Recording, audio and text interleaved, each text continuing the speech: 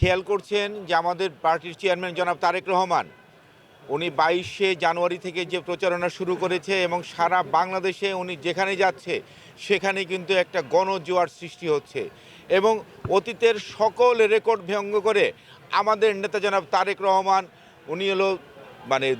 দুর্দান্ত গতিতে এগিয়ে চলছে এবং সারা বাংলাদেশের মানুষের গণজোয়ার প্রমাণ করে দীর্ঘ 17টি বছর বাংলাদেশের মানুষ তারা ভোট দিতে পারে নাই, সবাই এখন ধানের শীষে ভোট দেওয়ার জন্য তারা উন্মুখ হয়ে আছে এবং আগামী 12ই ফেব্রুয়ারি একটা ভোট বিপ্লবের মাধ্যমে ইনশাল্লাহ ধানের শীষ বিজয়ী হয়ে বিএনপি সরকার গঠন করবে ইনশাল্লাহ। মহান রাব্বুল আলামিন পৃথিবীর সৃষ্টিকর্তা, মহান রাব্বুল আলামিন আল্লাহ তাআলা পৃথিবীর মালিক এবং উনি জান্নাত জাহান্নামের মালিক। যারা জান্নাতের টিকিট বিক্রি করার কথা বলছে তারা হলো মুনাফিক এবং তারা হলো শিরককারী এবং শিরককারীদের স্থান হচ্ছে জাহান্নামের সর্বনিম্ন স্থানে।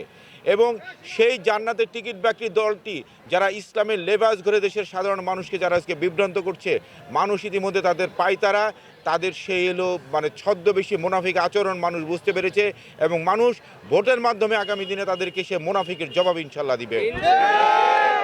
আমরা বিশ্বাস করি এবং ইতিমধ্যে আপনারা প্রমাণ পেয়েছেন 22শে জানুয়ারি থেকে আমাদের নেতা জনাব তারেক রহমান যে প্রতিটি জেলায় যাচ্ছে